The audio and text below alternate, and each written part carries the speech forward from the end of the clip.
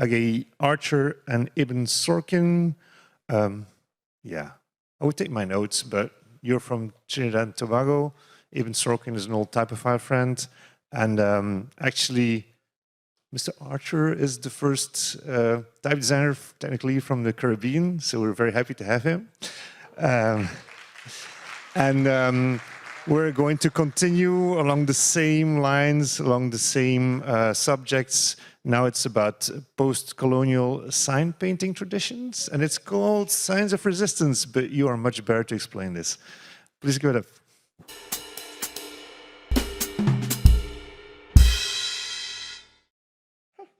Nice.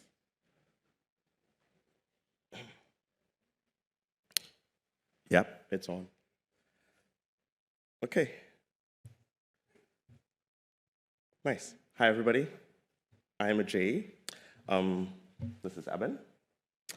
And we're both typeface designers. I'm based in Trinidad, which is a tropical island paradise just north of Venezuela. And Eben is based in Massachusetts. And we're here to talk about a project that we've been collaborating on remotely, maybe for like about 2 years or a year and some bit now. And it has a lot of global, context and implications. It's very much like a worldwide type thing. All right, serious stuff. So when I started working pretty much as soon as I graduated from Type at Cooper, right? Thank you, Hannes. Thank you, Just. Thank you, Kara. And when I graduated, I think that for a while I was struggling with the idea of reference, right? So much of our work was about, here's a reference, draw a font like it, maybe add your own spin, right? And reference being inspiration for design, I think there's a slant of the kind of inspiration that we look at when we talk about reference and when we look at the referential design canon. But the thing is, right, it's not necessarily referential material that, for me, has a very clean-cut history. And I think that a lot of these things that we're kind of encouraged to obsess over, it's also the type that has expedited and legitimized and facilitated a lot of oppression and the efforts of a lot of oppressive regimes and people and companies. So it's always been really messy for me. And I think that for as much as I might like a good archive.org scrape or a library visit as much as the next person, there's something about it that didn't really quite sit as right as I think that I needed it to. And so by the time that I graduated, I was pretty sure that I wanted to make work that came from, an arbitrary somewhere else. And I don't know what that somewhere else is yet, but it definitely can't be the library stuff. And I think that it's not really either a location thing as much of it as it is a motivation thing, right? So like, why is the work getting made? Who is it getting made by? Is it possible for there to be cruelty-free type? I feel like a lot of us are really insistent on asking these kinds of questions, when we're buying plant milk or like leather handbags, but not so much the things that we read, or as typeface designers, the things that we allow to reinforce this referential approach to making work, right? And I think that the referential approach is part of the type design process. I don't think that we can walk away from that either. The problem is that while those sets of work and that canon may have a particular meaning to one set of people, and I would say one set of people being the majority of type designers, for people like me, it's a little bit harder to connect with. But that doesn't mean I don't want to make type. And I'm not gonna not make type because things are shitty. Like, that's not an option, right? So I want to make type, and I want to find somewhere that feels like it doesn't have this kind of, conflicted backstory. And at the same time that all of this was happening, I was spending a good bit of time paying attention to like the hand-painted sign at home and the traditions around it. And it started off first by investigating the work of this one designer, Bruce, who really just works in parties. Like, you have a party, you pay him, he makes you sign, we post all over the country, people show up, easy stuff, right? But then, as I started looking a little bit more broadly, it definitely became an investigation that took me past Trinidad. And I think that that's really where things started to get a little bit interesting for me, because there's this work that is a little bit insidious. Because you can look at it and you can think, oh, well, it doesn't look like the stuff in Copenhagen or in Paris. I'm sorry, I wasn't being recorded well. But the fact that it doesn't look like those things doesn't mean that it doesn't work, right? And working meaning the job of telling me when and where to buy stuff. And that's what we do. kind of, like a large part of the work. And it doesn't really just work well in Trinidad. This approach, this hand-painted sign approach doesn't just work in Trinidad. It works well in Ghana as well, and in India. It's not really as prevalent in Ethiopia, because I didn't really get Ethiopia. But it does work in Jamaica, right? And I think that if I start looking at these traditions and like where are these things very successful and super ubiquitous, we can get a little nerdy and we could identify some common things around these spaces, right? They're all post-colonial spaces, and that means that at some point in time, one or more European powers kind of used to own them. And the European bit is important, yes, but don't worry, this is not a conversation about decolonizing design. Like, I'm not, there's spaces that have either had an indigenous tradition that, was spoken or written, and at some point in time, they had to retool how that was going to work to satisfy the appetites of people that weren't from there. And by and large, those appetites are still kind of reflected in the contemporary canon. So now you can't really get away from it, right? So it's like, how are we going to work with it? Because, their fingers are still inside there. So we have like India as an example, right? A country that's been disrespected by the British and forced into new languages, but also a country that has evolved one of the richest sign painting traditions in the world.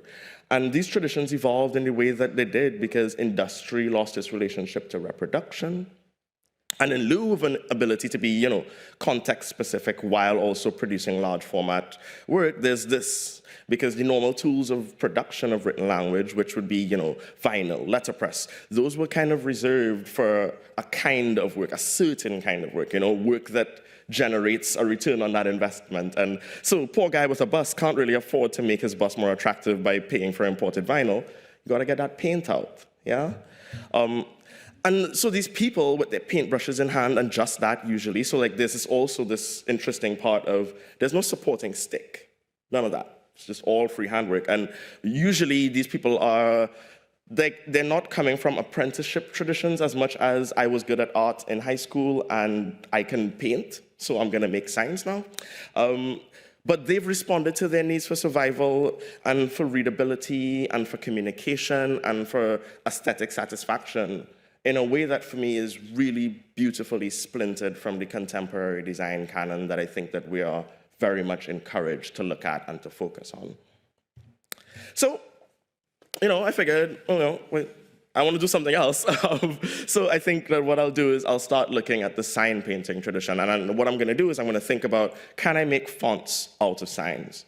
And, getting started was awkward.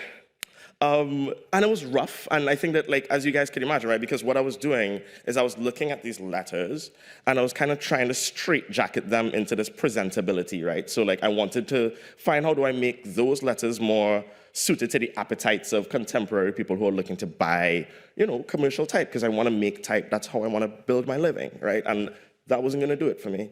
I think that it also wasn't an idea of, I can make a bunch of display types either, because I think that there was something deeper than just the display aspect of it, So the direct transliteration of, okay, they use horizontal stress, I'll use horizontal stress, or your stuff is bold, I'll make it bold. That, it didn't feel successful. It felt a little bit too cheap or one-to-one or something that I didn't really connect with, right? So I feel like somewhere along the lines, I had found something that I wanted to focus on, but I didn't really know what I was going to do with it. So I did what any sensible type designer in our contemporary world would do.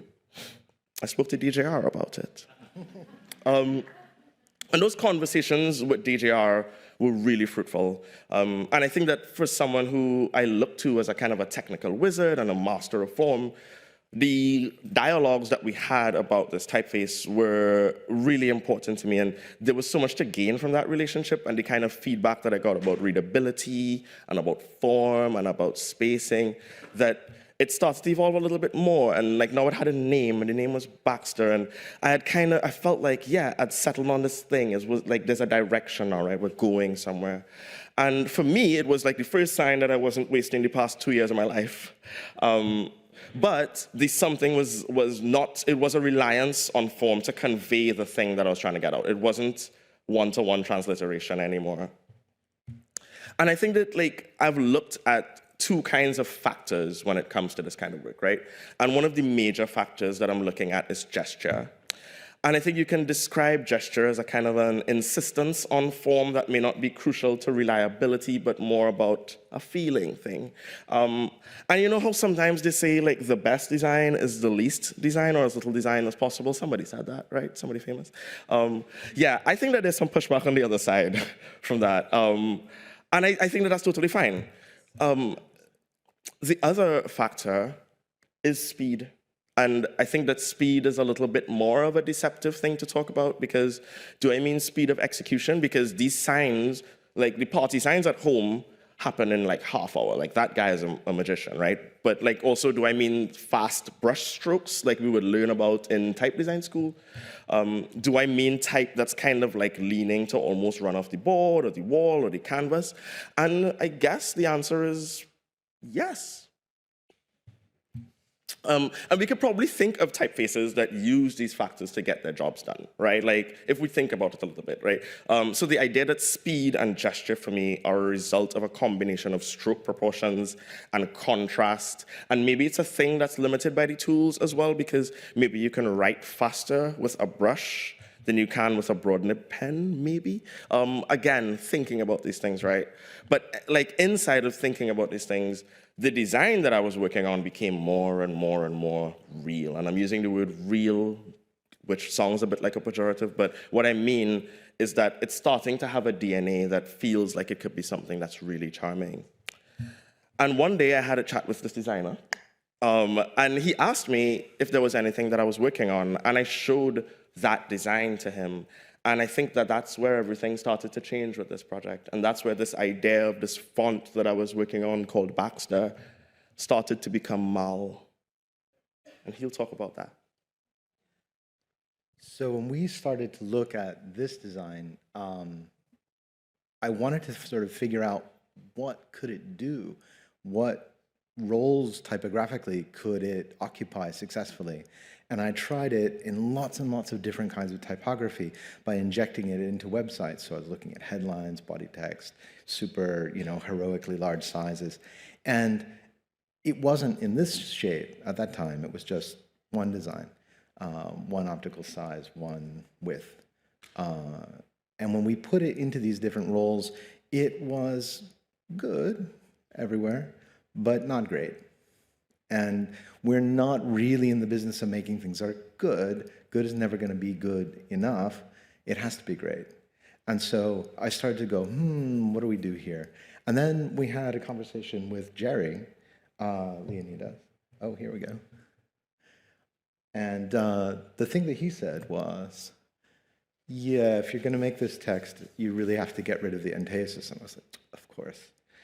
And so then it was then that we realized, okay, what we're going to do is we're going to make this into a family of a display, because it's too charming to have the entasis at large sizes, and text, where we lose that. And we're going to make all the adjustments that are necessary to have these states.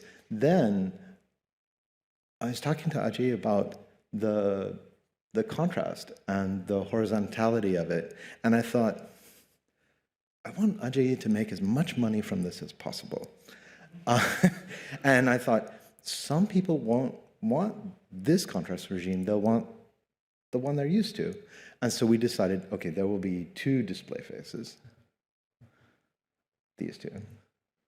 And this stuff isn't done. We're not really here to talk about Mal, even though it seems like it at the moment. We're really talking about the way that we're working together and how that's changed. But you can start to see what this stuff looks like and where it's going.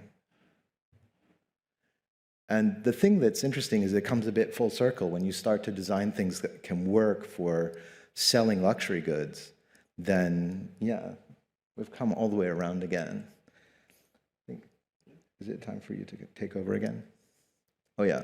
So here we can see it in different kinds of situations. And so now we have this thing that has the sign painter's gesture built in quite quietly into the DNA, but actually it's very comfortable reading.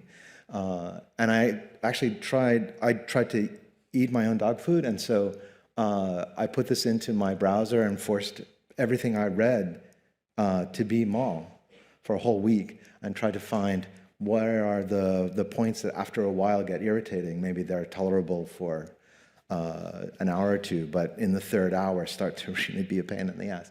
And that's how we're working on the text.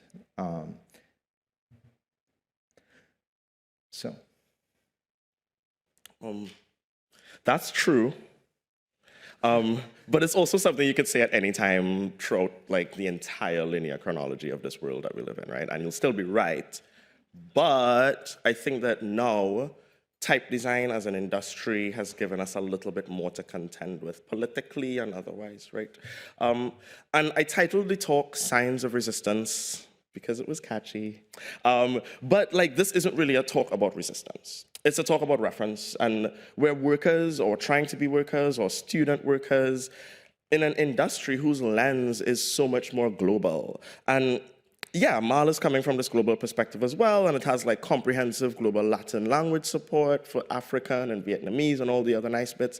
But more importantly, the people who are hiring us to make type or to use type are gonna need us to keep an eye on that as well. That's our responsibility now. And it's also really likely, and please don't fight me on this after, or do, but I think that this evolution means that we're going to be using the sans serif form of the Latin typographic expression more. That's because serifs are a result of a very specific writing style that was distinctly European. So if you're making a typeface family that supports, you know, Serbian, Arabic, and Korean, you're probably going to want to find a sans. And there's this conversation, right, about the boring sans serif, because I think we're all, you know, fed up maybe of the sameness or whatever that is, but there's also what seems to be a real refusal, frankly, to look outside of our boxes. And in many ways, the most boring part of the conversation, or the most boring part is the conversation around the boring sans, not the form or the expressions, yeah?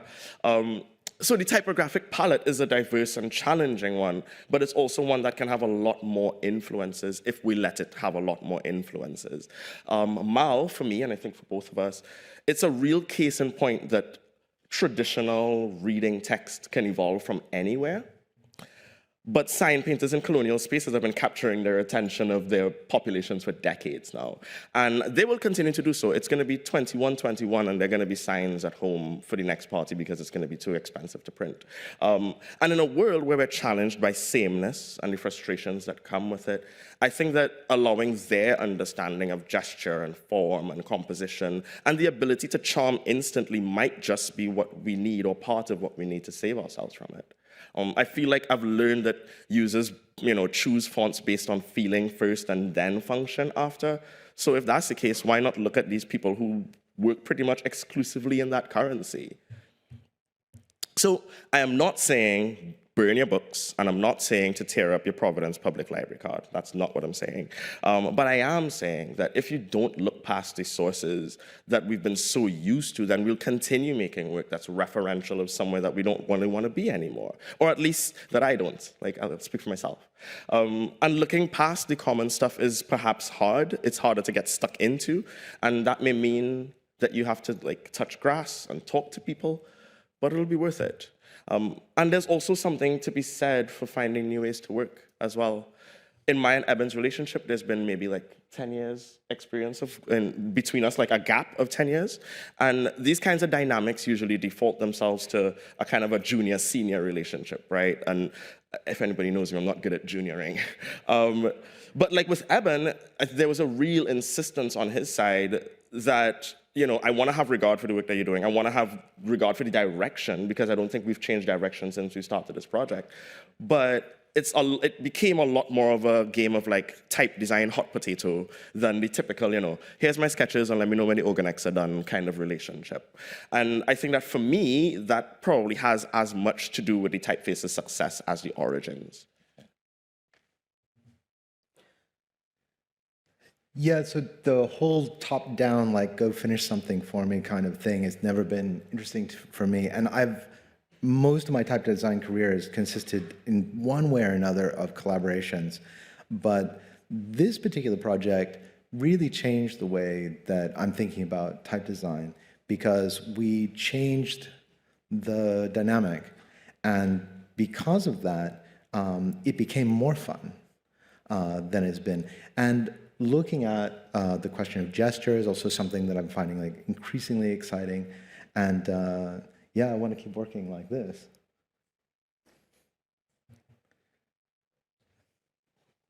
Okay, and I'm sorry to tell everybody this, but we can't all have an Eben on our team. But we can, really importantly, make our contributions more rich and more contemporary and more vibrant, even inside of this, so-called played-out design space that we're working in. And people are always like, oh, there's no more innovation and everybody wants a geometric sans. Well, yeah, because you're looking at the same 5 things. Like, what do you expect, right? And I think that we can change the way that things are looking and the way that things express themselves by making an attempt to make work that speaks to where we want to go and to not just where we are. And I think that you can do it. I think that, I don't not have faith in you. So thank you.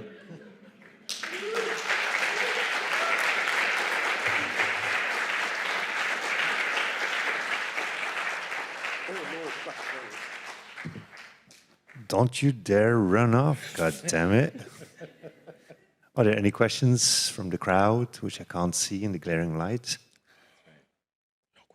I should have my cap on, but that would look silly. Anybody? You're too intimidating. No? Oh, there's someone. Yes. I got a lovely volunteer running up the stairs. Go, go, go, go, go, go. You can do it. Yes. Hello. Thank you for your nice presentation. I was just wondering if you're referencing your project based on your origins or location. Do you think there is necessity to marketing it to different specific group, as, for example, as in your graphics? Do you think there is other option also for development in this kind of ways?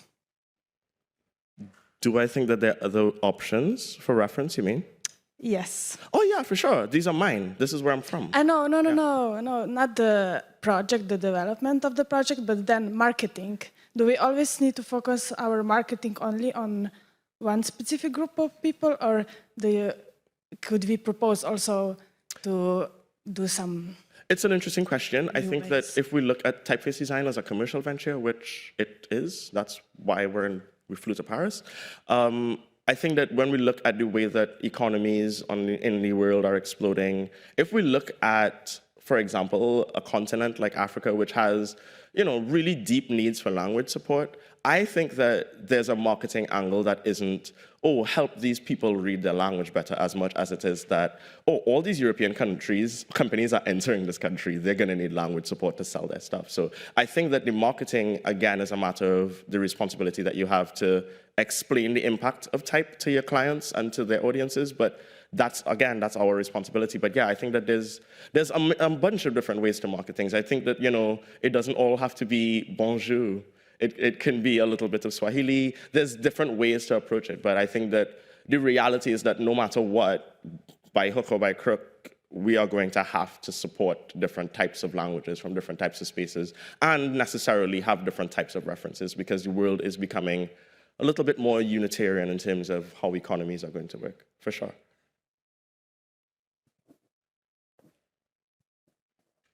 More question.